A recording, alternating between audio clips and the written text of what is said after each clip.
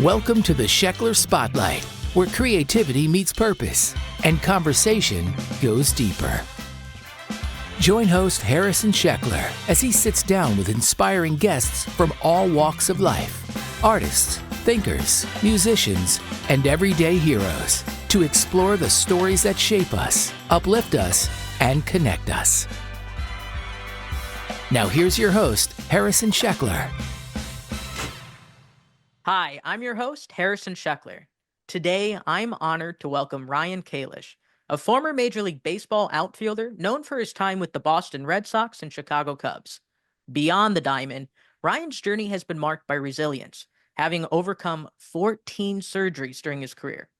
Post-baseball, he's ventured into entrepreneurship, co-owning Birdman Bats, and has become a dedicated Pilates instructor, focusing on innovative training techniques for injury prevention and recovery. Currently in Uganda, Ryan is channeling his passion into charitable endeavors, notably through initiatives like the Hope of Life Fund, which supports feeding programs for children. The spotlight is now on you. Ryan Kalish, welcome to the podcast. Yeah, man. Thank you so much for having me on. It's a pleasure to be seen. This is an honor, and just thank you for your time. I'd like to begin just for our listeners to get an idea of who you are and how you got to the point you are today. You know, what's your background? We can start with the baseball and just how you got to where you are today. Yeah, I mean, the baseball is a classic story of a kid who loved baseball, worked really hard, got myself drafted out of high school, and then made it to the major leagues at 22 years old. I had a promising career ahead of me, and then 14 surgeries later, lots of comebacks, two World Series rings, so that's cool. I had to retire because of physical pain at 30 years old. My right knee, the surgery just wasn't working, Mm. and so yeah, I had to retire. So, but for me, like the real story begins after baseball. It was yeah, so immediately I was getting out of baseball, I kind of I got depressed, extremely Mm-hmm. depressed. Was like, wait, who am I? You know, what am I doing? Um, and so I had to try something new because like I was dealing with a lot of suicidal thoughts, to be honest. And I was like, all right, like you got to try something. And I liked Pilates, so I signed up for a teacher training program. I ended up out in California, living in Long Beach, and I was taking I was like, I really thrived early in the Pilates journey. I was working at this studio. It's called Bassi Pilates Headquarters Studio, and it's like you got people from all over the world flying in all the time to train with the like really elite Pilates people there. And at this time, so I was starting to feel a lot better, and I Mm. was using marijuana quite a bit at the time. And previously, I had also experimented with quite a bit of psychedelics. Um, yeah, so I was really, and for those listeners who aren't that familiar, it's a very expansive experience. It kind of takes down the programming of your like conditioned mind, and it kind of allows you to see through a lot of things, societies, religions, all sorts of stuff. So between the marijuana, the Pilates expansion, because it was teaching me I could do a lot more, and then the psychedelic drugs, I was getting like I felt very powerful. Mm. At the time. I was like really happy, got myself through this period. And then, yeah, it was after quite a bit of use each weekend with the psychedelics. I had this feeling. It was really wild. I was like, I think I'm Jesus. I think I'm supposed to save the world. I swear. It was like so deep within me. And I didn't really understand it. And after this, I stopped with the psychedelics because I was like, all right, like there's enough stuff going on I need to sort through. But yeah, I went up to San Francisco, I took out like $10,000 in cash. I was walking around the street giving $100 bills to homeless people because that's what I thought Jesus would be doing if he had enough money. And I told a couple of my friends I thought I was Jesus. Long story short, my friends obviously really cared for me. I was not a harm to other people or myself, which is classic for essentially forcing someone into a mental institution, but that's what happened. I got tricked inside a psychiatric ward at a hospital in San Francisco. And it was really it was really against my will. So I'm in this place for 3 days. And there were some bizarre things that happened inside there that, I mean, basically, one of the stories, just to share it, it's really bizarre. I was teaching this mute kid how to do Pilates. He Okay. actually didn't have use of his hands. And so I taught him two exercises, and he had this pretty wild spiritual or like nervous system awakening. And then the next day, his hands were shaking. It was beautiful. The next day, he took a pencil and he drew a stick figure of this dude with long hair, and he pointed at the photo that he drew and he pointed at me.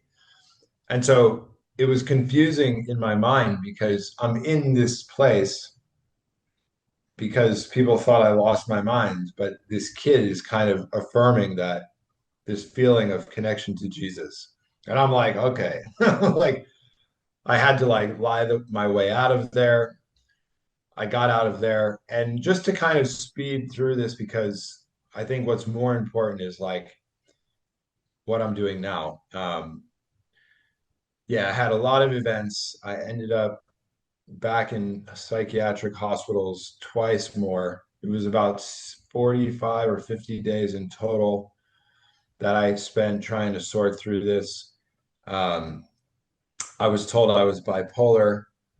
They forced me on psychiatric meds, and it really disconnected me from this feeling of Jesus and wanting to help the planet with its issues, or at least with, I didn't even know what it was at that time. Hmm. So, yeah, I mean, man, I had a reawakening maybe 4 years ago where I felt that connection to Jesus. That one did not go well either. I I basically blew like 300,000 US dollars in a month. Holy cow. So like a lot of Yeah, manic decisions going on yeah, essentially. yeah, yeah. A bit of mania and anger from the previous experience and wanting really, really well. And for me, it was well intended, but I wasn't treating it the correct way. And then that faded away. And then I had like 4 years where I felt just like myself. I met my wife. I had a baby. I started business in Indonesia. Everything was pretty like status quo. I mean, I always was kind of an against the system sort of guy, whether that be like government, religion. I never quite I didn't vibe with it. I never really have. Hmm. Um, but yeah, it was like, man, so I was sober for a long time. Um, I'd have some beers from time to time, but marijuana wasn't involved. And my wife and I, yeah, we started a real estate business. We got our life pretty good, but my daughter started coughing in Indonesia where we were living. There's a lot of burning of the rice fields there, so Oh. they like harvest the rice and then they burn it. So we had to move to Thailand, or we wanted to. It was a nice change up for us. Business was kind of hard. Real estate is, when you're building from the ground up, there can be issues. So anyway, it was time for a change. So we go to Thailand, and in Thailand, the marijuana is legal. Mm-hmm. Uh, and I started smoking again, December into January. And yeah, it was like January the 20th, man. I was on the beach. It was early in the morning. I smoked and I felt this feeling again. like this Jesus thing. And this is And just I was from mad. marijuana, right? Not any other. At this time, it was just marijuana. Interesting. But previously, I think the psychedelics maybe played a part. But yeah, this time it was just marijuana. Um, and it was, yeah, it was okay, what do I do with this sort of thing? Like, I was mad, to be honest. I was like, I don't want to feel connected to Jesus. I'm like, this was so bad for my life previously. Like, um, so yeah, it was like, I don't know. At that point, I was like, all right, well, I need to stop smoking the marijuana. Um, I have a daughter, like this isn't good. And maybe if I stop smoking, this feeling will go away and I'll just go back to being normal. And it wasn't that, yeah, so it didn't go away with sobriety. Um, and it was like more of this feeling of that, all right, so this is kind of a spiritual way of thinking about Christ. Okay. There's an idea going that's out there. It's pretty prominent now. It's coming out more and more that Christ was a consciousness. He wasn't some, king. He was just a guy who, I mean, first of all, his real name was Yeshua. It wasn't Jesus Christ. Right. And he was a guy who got a message about unity and love and peace. And like, he, really wanted to see certain things in the world change. I mean, why else would a guy like that get killed? I mean, if he's speaking out against the system, the Den of Thieves story. I mean, I just watched a documentary. I'm almost sure Jesus was a vegan. Mm. Um, yeah, it's called Christspiracy. You should Christ check it out. spiracy. Okay. Yeah, I actually just turned vegan because of this movie. It's Wow. like 10 days ago I watched it and I was like, I can't eat meat anymore. I'm done. That's interesting. Wow. Yeah, yeah, it's wild. So, I mean, they travel to Jerusalem and India, man, and they go like undercover in these pretty crazy places I mean, they interview people at the Vatican and like they really make it seem like, I think Jesus was a vegan, but whatever, he was anti-system. He was Anti-system. anti-system. Hmm. I think it's pretty obvious the guy was anti-system. And so for me, it's like, all right, well, if I feel so connected to this consciousness that Jesus had, what am I going to do with it, And so I was, I went back to the United States to try and connect with some people. And I was in Austin, Texas for about 6 weeks. I was thinking about moving my family there. And there was something inside of me that I was hearing all these people talk about Christ consciousness. And, um, but like, I'm like, something feels off in this. And so I was sitting by a river about two and a half, no, it was like 3 months ago now. And I was like, it was like this feeling. It was like, if you want to be like Jesus, if you want to be like the Christ consciousness, you're not doing it yet. You need to get out there in the world and become a humanitarian. Like I was talking to artificial intelligence, I was talking to the internet. I'm like, what would Jesus be doing if he was here? Because listen, if you want to talk about the Bible, because I'm decently versed in the Bible, all I have to say is John 14:12. This is like Jesus is basically saying those who follow us can do way greater things than me. And I'm going to the Father now, which I've been talking to a few priests about it recently. And yeah, they were like, yeah, he said that right before he was going to die. So, I mean, and it's like, okay, did Jesus really walk on water? Did he really turn water into wine? I don't really think it matters. I think what matters is he was really into the sick, the suffering, the poor. He wanted to walk with all the people. And so I just decided I'm going to do it. I'm done. I'm going to embody Jesus if I feel so connected to him. It's a very soulful feeling for me. It's like I'm Ryan, like I'm not Jesus. And I don't know, for me, when I think about the second coming of Christ, I think it's kind of our job to bring him back. I don't think we should be waiting around for some prophecy.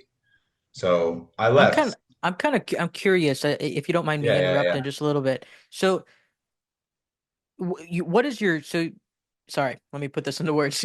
Your background, did you have a family background of like being brought up in religion? Because you have this connection. You mentioned Christ, but was it like was there a Christian in your family? Were you brought up Christian or? So I'll give you two things. Sure. When I was 6 years old or 8 years old, my mom took me to Washington, D.C., and I would see the homeless people on the street and the statues, and I'd be like, this is stupid. This doesn't make any sense. Hmm. And I was brought up in, Christian, Catholic. But to be honest with you, I always smelled funniness in this from day one. As a kid, I was like, this is weird. I don't like this. Like, this doesn't smell right to me. Whatever they're saying, I don't like it. Okay. Uh, and so, and it's not to say that I don't like it because I know there's good messages inside, but I say this, if Jesus came back right now and he saw what we've done with his story, I think he would be upset. I think he'd I be like, agree with that actually. I agree with that, and I think Jesus. I think he might be turning some tables over. Like he yeah, did. yeah, he would. I mean, what did he in the? I don't see anything about him saying build churches and donate on Sundays and saying, please forgive my sins. I hear him talking about getting out and helping people who are, have less than you. I mean, I use artificial intelligence to ask about the Bible. Like Hmm. it's the most smart thing in the world. I have access to all the world's information. There's nothing about a church. There's Hmm. nothing about donating money to the church and the priest. There's nothing about a Vatican. It's not there. He didn't say to make that. He said a lot of other things. And so for me, yeah, I am like I don't know if I'd say anger, but I have a little anger for sure in what I'm like. But I'm just like, okay, like, you know what? Um, I'm just gonna do what I think Jesus would do here. That's what I'm gonna do. And so yeah, the humanitarian stuff is it's the most alive I've ever felt in my life. It's like far beyond baseball. It's not even close. Yeah. Uh, Baseball is yeah, it's I mean, it's not, yeah, it feels like it's nothing to me. I don't even pay attention to it anymore. I don't have time. I'm like, there are people who need help out here. It's not even just about the money. It's about the presence. It's about walking with them. It's about giving them like your undivided attention. It's about showing them that their story matters to you. And so, yeah, it's relatively new to me, although it's been the like physical. I have what we call is a spiritual awakening. That's what happened to me when I was 31. And now I'm actually taking this experience that was like, out of reality. It was in like some other dimension. And I am able to now put it into my everyday life. And so I'm just, I'm doing what I want to be doing, which is helping people, and I'm creating a brand around it because there's other people that have already been doing this. I'm not like some original person, but I have a unique story, and so yeah, it's like I'm just going to use what I have to help people. I hope to bring awareness. I hope to attract others to join me because if you are a depressed individual and you come try this with me, I'm telling you, you will feel better, especially if you have money. Like, I mean, I don't know how many people in the United States have generational wealth beyond wealth and they're sad. Hmm. Whereas, I'm spending time with some of them like today. Like, I just came from the orphanage, they have 15 kids in a small room and they have, yeah, I mean, it's crazy what they have. And I asked them today, are you guys happy? They're like, yeah. I'm just like, wow. Like, so it would be like, so yeah, I mean, in some ways, I guess what I really want to do is start a movement or a trend and like show people maybe even take people with me. Kind of like a retreat, like a giving back retreat, a Jesus retreat, like whatever. I don't really, it's all kind of happening in real time. But when I had this reawakening 5 months ago, the signal and the vibe was pretty clear. Like you gotta, you gotta get sober and start doing this to help people understand. Because I mean, I don't really, yeah, I just think it is not, I mean, I didn't do this my whole life, so I have no judgment to anyone who's not doing it. But the more of us that can step up humanitarianly right now, I think the better because we need to unify as a people. Like I'm from the USA, but I don't view myself like I'm from the USA anymore. I'm just from planet Earth, man. Hmm.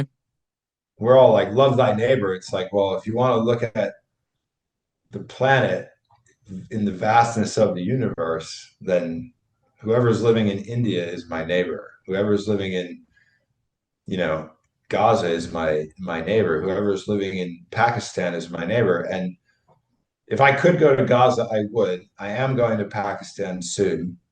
Wow. I'm going. Yeah, like I mean, man, if you should, I have my social media management team is from Islamabad, Pakistan, and if I show up there with them and I'm walking around with them, I mean, it's all good. Like it's a stereotype. There's a lot of walls that need to be broken down right now, and Hmm. I'm gonna try and do it as best I can. So if people want to, let's say, take this awakening or this journey that you talk about, what would be the first steps for them? And I guess, what's the type of mindset that you're getting into of where you can visit these places? And then once you talk about that, I'd like to kind of hear, what are you doing? Like these places you're visiting. Sure.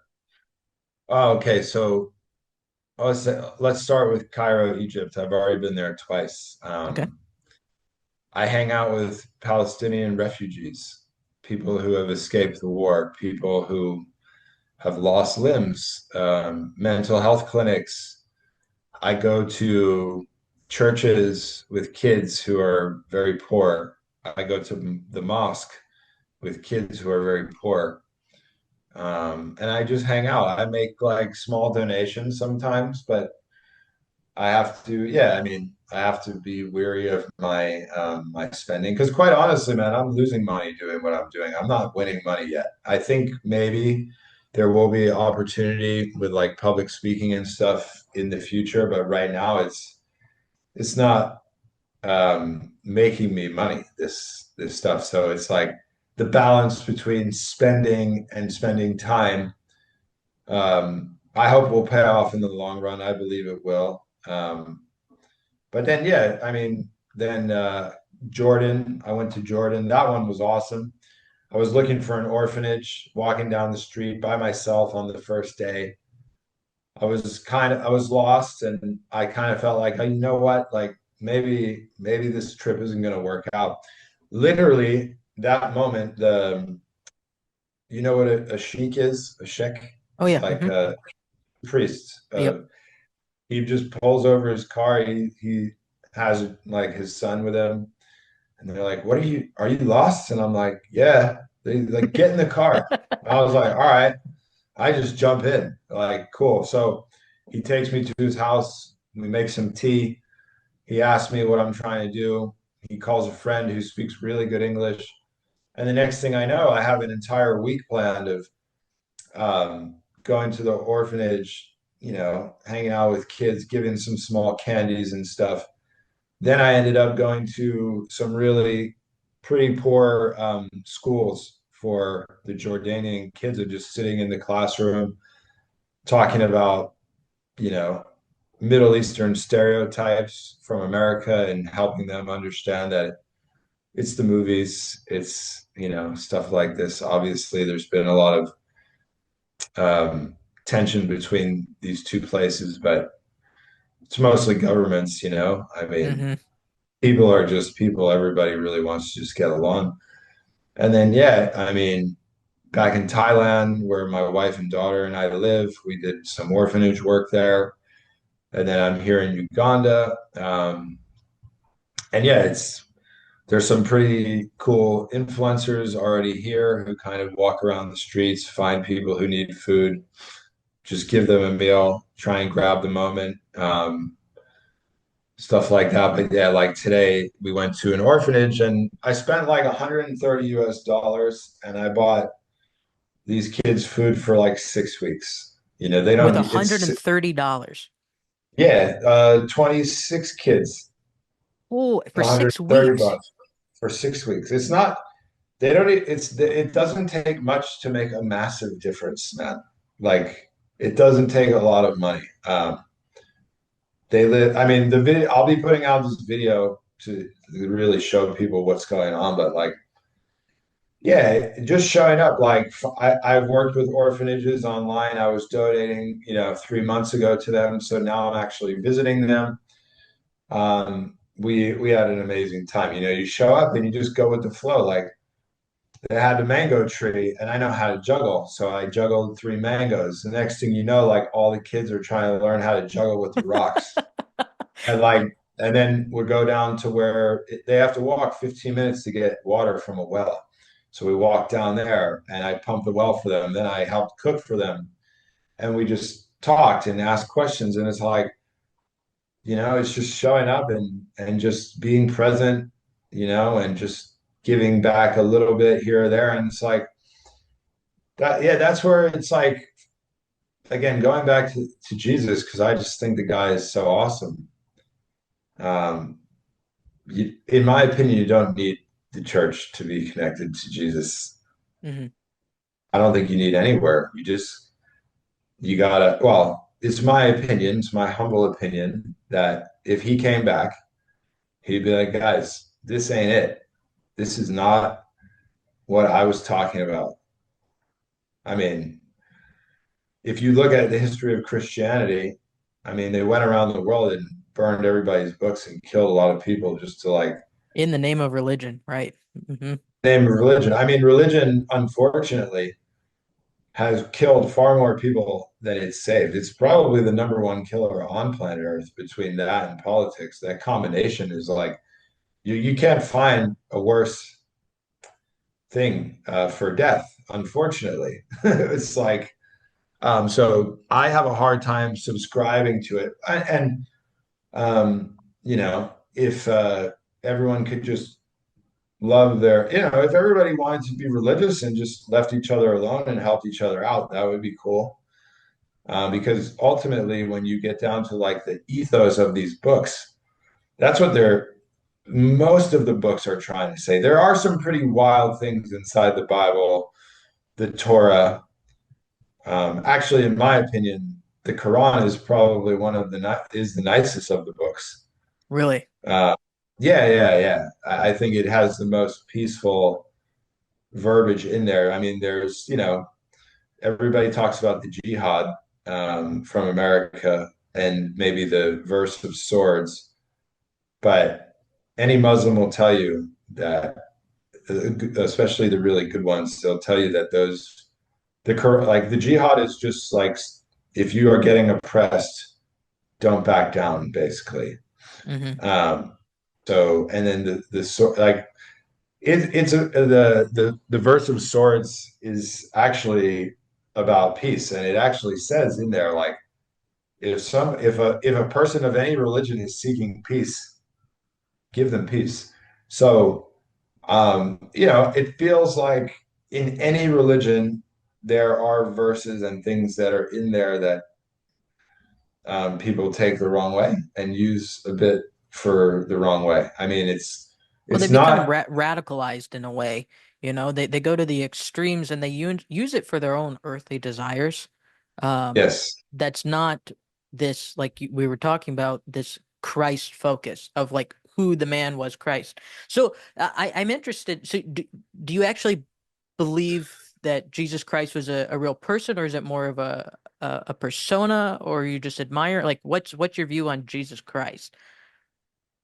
Well, yeah, I think his name was Yeshua. Yeah, okay, I sorry, think but yeah, no, it's fine. I'm just saying, I think like Jesus Christ was, um, I think he was a real person okay. for sure. Hmm. I believe he walked the earth. I believe there's so many different accounts. Many of them we don't even know about. Some of them probably even hidden, if you had to ask me. Hmm. And I think, yeah, I think when he was killed, his story was hijacked for systematic control, and it's Hmm. done a really good job. Um, but the man himself, he's you know he's amazing, and I just think like you don't have to do what I'm doing.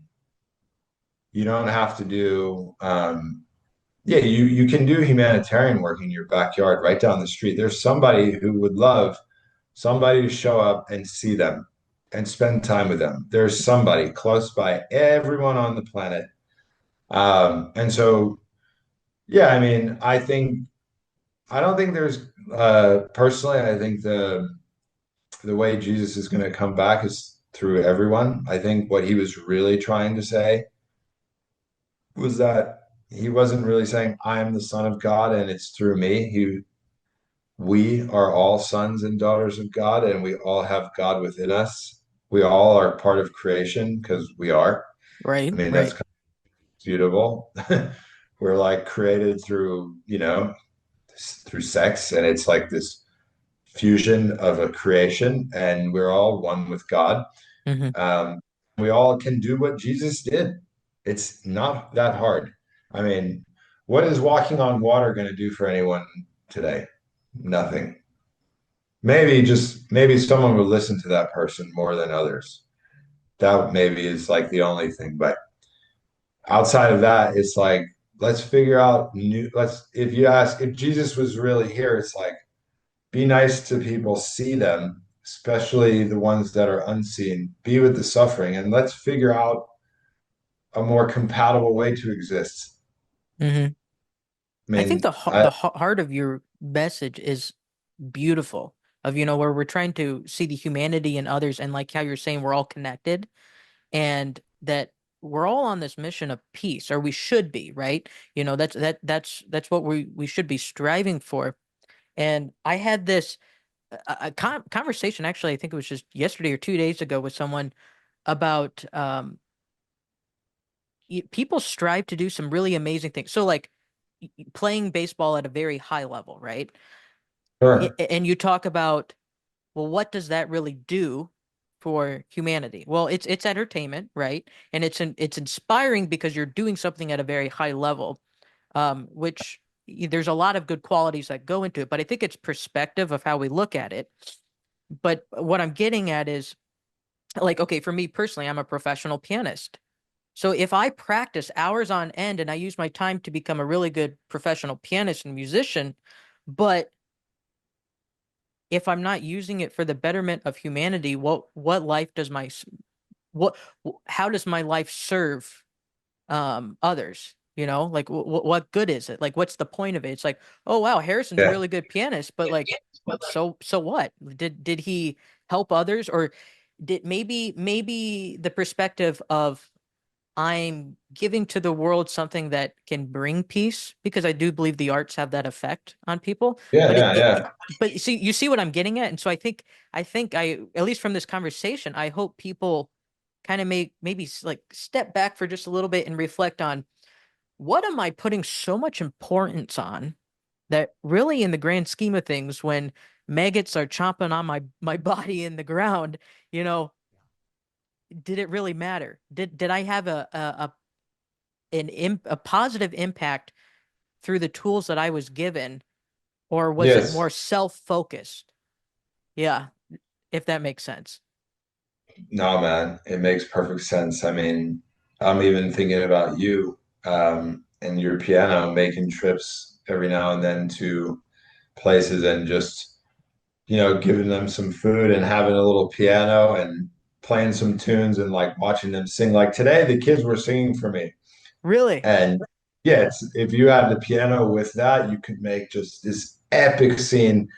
Like, oh man, they had like the orphanage was so like the conditions of the house were horrible, but Mm. the nature was insane. They had this crazy, beautiful view. There's farms all around them.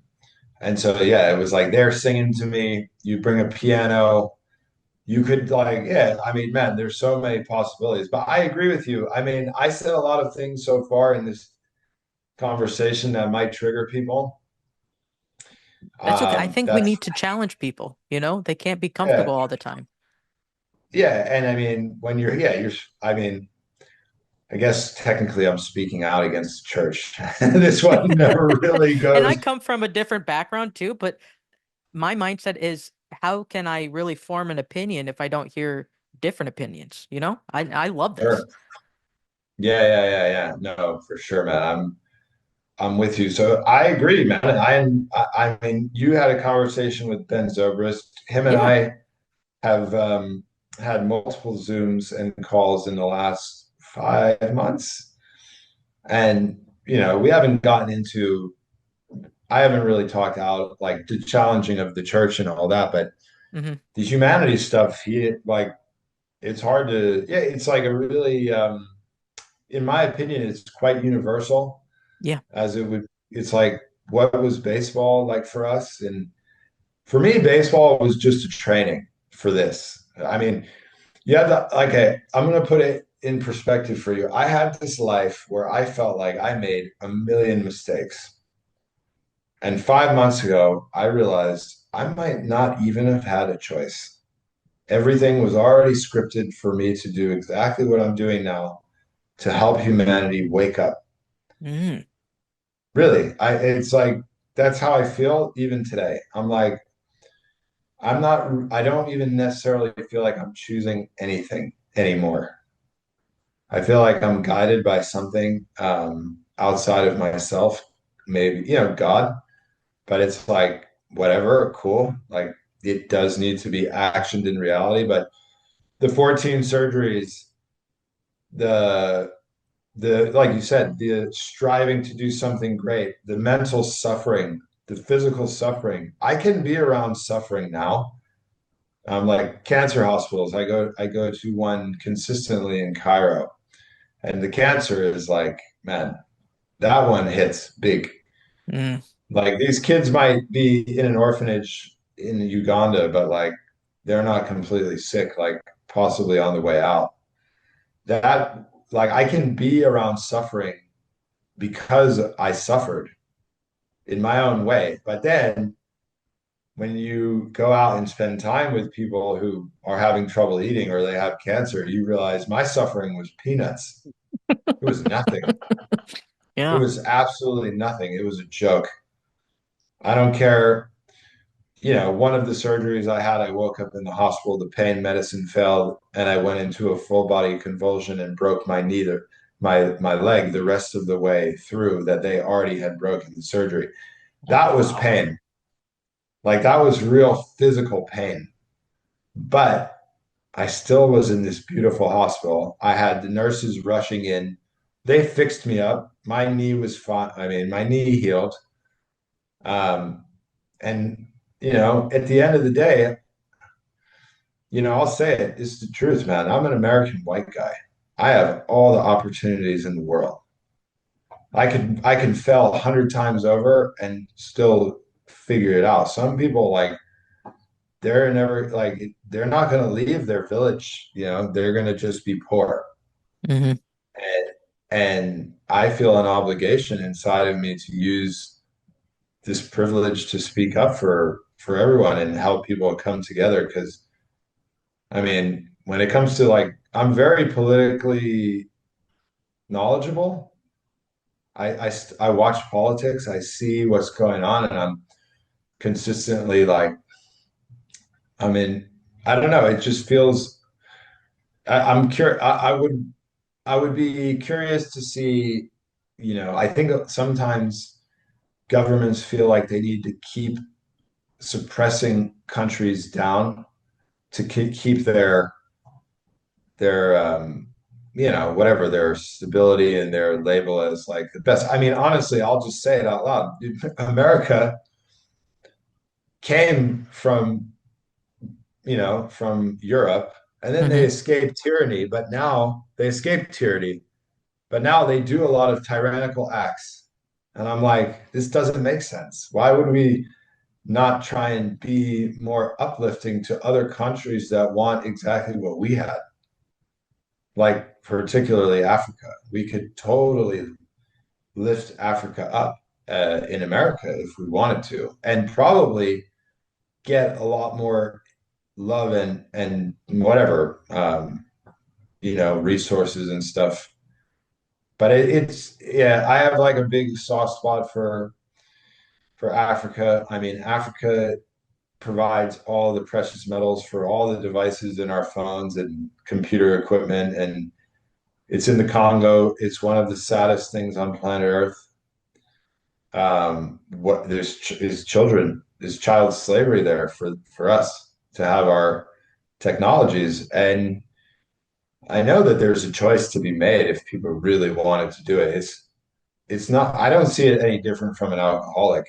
Hmm. An alcoholic one day just gets fed up with what they're doing and they make a change. What's if people, and it's not just America, there's other countries that participate. If we wanted to take care of them, give them more money to do it, other places might make less profit, but they'd probably, I don't know, man, take care of humanity. It's a lot of the people I know here are refugees from the Congo that luckily got out, but I see videos every day of children, walking these things that we need for our tech. It's like just another day. And for me, it's not. I'm sad, man. Yeah. Well, I'm and I think sad it's by it. I think it's good that you're speaking out about these things. And we're just there's a lot of people, not just in the US, but like in other countries, we're just kind of naive to what's going on with the rest of the world, and like you said, that uh, Yeah. we don't want to just live in our own borders. We're humanity, right? We are the world, like that. The No, song that it's they did, back in the 80s with all those famous artists, We Are the World and Michael Jackson and all those people. But yeah, no, there's a lot of things going on, and we do have the means to it. I'm curious, what are like the biggest needs or issues that you're seeing in these places that you're visiting? food and education. Okay. Um, Now I was thinking about it. Food is number one. The lack of food. I mean, children are dying of starvation all over the world, and it's not just Africa. I mean, it happens in the U.S. It does. Uh, it does. So it's not just here, but some means of education. Now, I will say, when I see, my wife and I are not going to be doing a traditional education for our daughter because that's just not who we are. And, when you start, in my opinion, when you start putting your children in American school systems and then they just grow up to, um, yeah, aspire to go to university and collect a massive debt. Um, there are educations outside of that that probably will create prosperity for them beyond going to a university. I think the university can create a bit of a fixed mindset. I've seen it in my own life. Not, I never went to university, but I've tried working with them with some fitness inventions, and it's really hard to get them to think outside the box. So, getting over here, food and health and education, I wouldn't say it's like they don't need a normal education. I don't really know what it looks like. I mean, English would be good, Mm-hmm. teaching all these kids, English really gives people an advantage to making a difference. Like the guys who were with me today, one is a Congo refugee. I don't know the other guy, but they're both very fluent in English, and they work for a guy here. His name is Young SPN on Instagram, and he he does acts of kindness. He goes around the city, all the places he finds people who need a meal. He will transform a house with a mattress, which again, you have to see these houses. It's made of mud and sticks. It Wow. takes like $50 to $40 to get them a mattress, and he does this, and he has these two guys working for him. So you can see they speak English, so they have a job that they wouldn't have had without that. And so English education would be a good start. And then after that, I'm still learning. Food and English education would be a really good, simple start for as many people as possible here. That's Um, interesting. And yeah, 'cause- the role of your, I'm curious with your wife and was it a son or a daughter you said? I have a daughter. Yeah. A daughter. Yeah. I mean, that's because you're doing all these great things. What's the support system from home, like with them? I mean, if it wasn't for my daughter, I don't think I would have been able to put the spiritual awakening into reality as well. Um, Seeing what my daughter has every day in her life, which is, I mean, everything. I mean, we're not rich people, but we're rich in love, Mm, big time, the three of us. The love that my daughter has, she has like really, yeah, I mean, she has my wife who's, I mean, she's in full support of what I'm doing. She's from France. And yeah, I mean, I have like this is what I feel in myself is like I've grown this beautiful little tribe, me, my wife, my daughter. hmm. And every time I go back home to spend time with them, which is like basically it's like 2 weeks on the road, 2 weeks at home. Um, and every time I go home, me and my daughter get closer. Same with me and my wife. And then it's like, okay, there's so many people out there that they need the love of this. So take it with you and give it out. You can. Like I see if we are all connected as one, and I'm a son of God and you're a son of God, and we're all just God creations, then so are these kids at the orphanage. So when I'm with them, I'm with them and I love them like all the way to the core and they can feel it. Hmm. It doesn't take long. It's eye contact, smiles. It's over, man. They love you. And it's like the presence too. You have to find a balance between filming and presence. I don't like to go there and film that much. I would say I probably film like 10% of what I do, 20% max. Today was probably the most I did because I had an amazing team with me, who were getting just really incredible shots, which is necessary. But yeah, it's the relationship at home is just beyond good, man. It's like just growing and growing. And I want my daughter, she's like, in about a year, she'll start to understand really what dad does. Hmm. And I want her to be proud of me. And I think she's gonna be. I So, I and think I that's all you can ask for. What you're doing is just it's beautiful and it's inspiring not just for your family but it to others and uh I mean you're inspiring me so I want to know like how do I get started? How can I help? Like who do I get in contact with? Like what and not just me but others. What would you recommend? How do we get started? it started in what? Well, in being humanitarian efforts and some of the things that are personal to you. So like was it the Hope for Life Fund?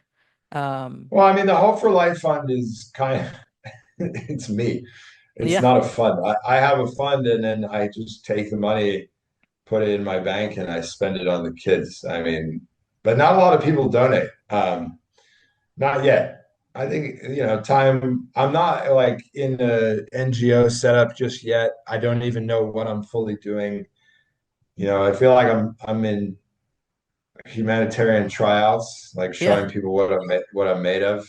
Hmm. Um, but I mean, also, I kind of like, oh, we'll see. So if you want to get started, it's simple. It's really, really simple. Google an orphanage Hmm. or Google a cancer hospital. Google a caught like if you like the veterans at home, because the veteran epidemic right now with suicide is 22 per day. And they could use just random people giving, caring about them. Find, figure out what it is of somebody you want to get homeless people. It's all in everyone's Google. I use Google. Hmm. I mean, I'm in Cairo, Egypt. I found three of the places that I go just by finding a WhatsApp number. Just like, hey, I'm an American. I'm here. I want to help. Can I come? Yes.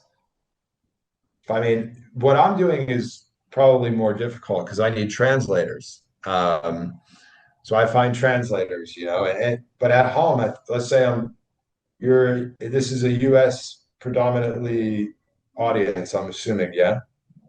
Yes. Hmm. Yeah, Google, man. Simple. Yeah. Use Google. We have it Type at our in somewhere. fingertips.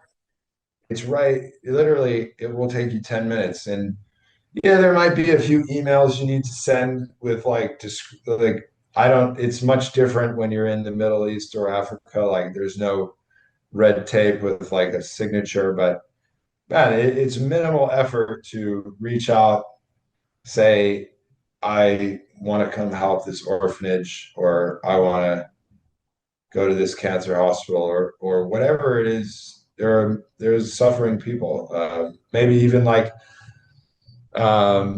old people. They love to be visited. They're Yeah. kind of suffering on the way out. I mean, through sickness and stuff. But I think, okay, I think it's about the youth to change the world. So I would focus on the youth. I mean, Jesus talked about to truly access God and divinity and peace and love of the kids to understand like we need to come together. If Yeah, it's like those are that they and I think the kids are starting to understand more and more. You see like a lot of children, at least on like my Instagram page, where you're seeing like some really young people really start to get it. And if we can teach our kids that all of this conditioning and noise between, I don't know, let's say like Israel and Gaza, or the US and the Middle East, or India and Pakistan, and we can help them understand like all of this is just nonsense. Hmm. Like we don't need to choose to do any of this. We can choose peace. We actually have the choice. I know people Um, think we don't have the choice, but we do. That's the well, crazy thing. I'm still like I'm learning so much, but if I had to say today, it's well, we give our power away to church and state, man. Interesting. State, politics and religion. We just let everybody make decisions for us, and they take us to war. It's not like Ryan Kalish woke up and said, "Oh, we need to go to war with the Middle East." I get it. Like, there's some stuff that happened, but I understand 9/11 happened, but you also go back before that. Like, why did they want to hurt us? Maybe there's something you don't know. I think it's just Like it's like a snowball effect, you know? It there's so many things that it just keeps tumbling and we every side is making mistake after mistake after mistake and it runs away from us. And the problem is how do we come back to doing the right thing? I think it's inverse, man. I think that children are the real adults and adults are the children. We act insane. We do act insane. Well, and in Jesus's method or Yeshua, he Yeah. talks about we need to have the child mind frame and be more like a child. Yes. I I mean, mean, children know, children have the ability to forgive and forget like nothing ever. I mean, they do. yeah, They do. They know, man. They understand. Children get it. Adults screw it up for all of us. We're completely run by whatever, like conditioning, and we actually think that everything like that was one of the things that I learned on the psychedelic drugs. We think like what we're doing is so serious and it really matters. It's like, man, like this trade deals and tariffs and this and that. It's like, what are you talking about? Just take care of people. Let's like, I always say it's like, let's just pause, take a break on the systems, maybe redo them. I mean, nobody said we need, I'm sorry, but like the Constitution was written with a feather in 1776. It's outdated. And I know we're like doing stuff to it from time to time, but it's like, couldn't we like, who says that we can't rewrite everything to make real sense with like humanity in mind? Again, it may be like to some, it seems insane what I'm saying, but to me, it makes perfect logical sense because like clearly it's not working. We Hmm. have a two-party system. I mean, what you don't have two teams in the MLB. You have like 30, 32, and like everyone gets to play and maybe win the championship. And then like you have a guy who comes in for 4 years with a whole set of agendas, not even run by him. They're run by like lobbying firms, basically. You have big pharma, big tech, big, you know, big military, and what is this? Who's saying that this is? They don't speak for me. I'll tell Hmm. you that. Hmm. No, I don't. I have a problem with all of that. It's so ridiculous, and it's not just the U.S. I mean, it's not. I'm a U.S. citizen, so I know it the best. But the more that I learn about the world, it's everywhere. Most governments don't really care about the people that much. They care about some of the people, but they don't hit them all. I'm talking about like hitting all the people, man, from the poorest, most suffering, unseen human being. Start there and work your way up. Hmm. Well, I think anyway. Well, going back to Yeshua and Jesus, his actual message is so radical. And I think some people, like they'll listen to this and be like, I don't know, Ryan, those are some pretty radical thoughts. But people who are Christians, like, or who believe in Jesus, he was radical.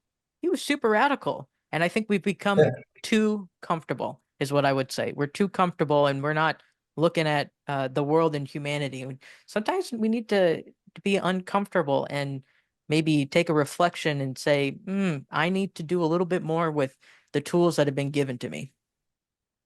yeah, I saw this funny meme the other day. It was said like third, or it was like if Jesus was here today, 30-year-old carpenter with extremist views is definitely a conspiracy theorist. I think that sums it up. That is super accurate. That is super accurate.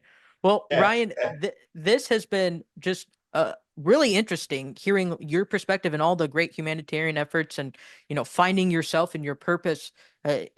It's really enlightening, and I think it's going to resonate with a lot of the listeners, honestly. And where can they find like where can they get connected with you to continue following your journey? yeah. I am Ryan Kalish on Instagram and TikTok. Ryan Kalish 55 on YouTube. And yeah, I mean, man, in the end, I'll kind of end with this. I definitely expressed my truths, and spoke out against a few things. But in the most part, I put my feelings into love on the internet. I mean, it's acts of kindness.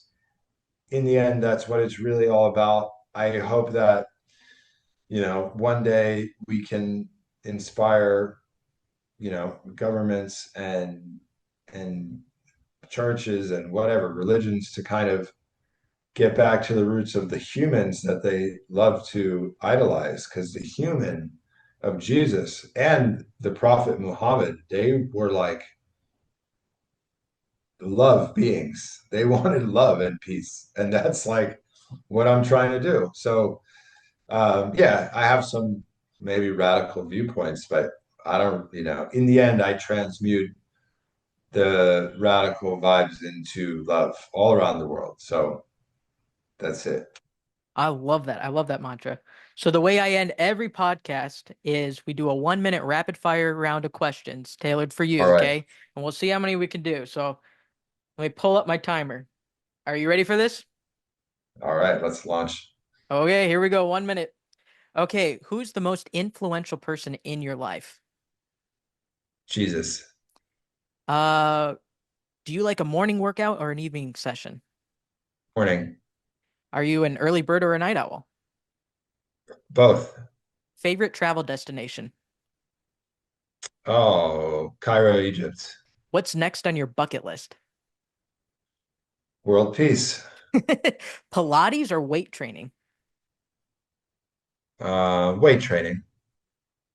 Back to your baseball, Fenway or Wrigley? Fenway. Um, do you have a preferred musical genre? Yeah, techno house. Oh, okay. And would you take your baseball glove or your Pilates mat? Pilates mat. What's a favorite charity or cause? My own Hope of Life Fund. I love that. And that is 1 minute. That was good. That was a fun little insight into Ryan Kalish. Thank you again for all that you have done for sharing your time with me. And I'm just really excited to just continue to follow all these amazing things. And hopefully people are inspired to embrace more of the humanity and humanitarian efforts that we all have at our disposal. Yes, I hope so as well. Awesome. Thank you, Ryan. Appreciate you. Thanks, man. Cheers. Thanks for listening to the Sheckler Spotlight with your host, Harrison Sheckler. If you've enjoyed this episode, be sure to subscribe, follow, and share the show with a friend. New conversations drop regularly, so stay tuned.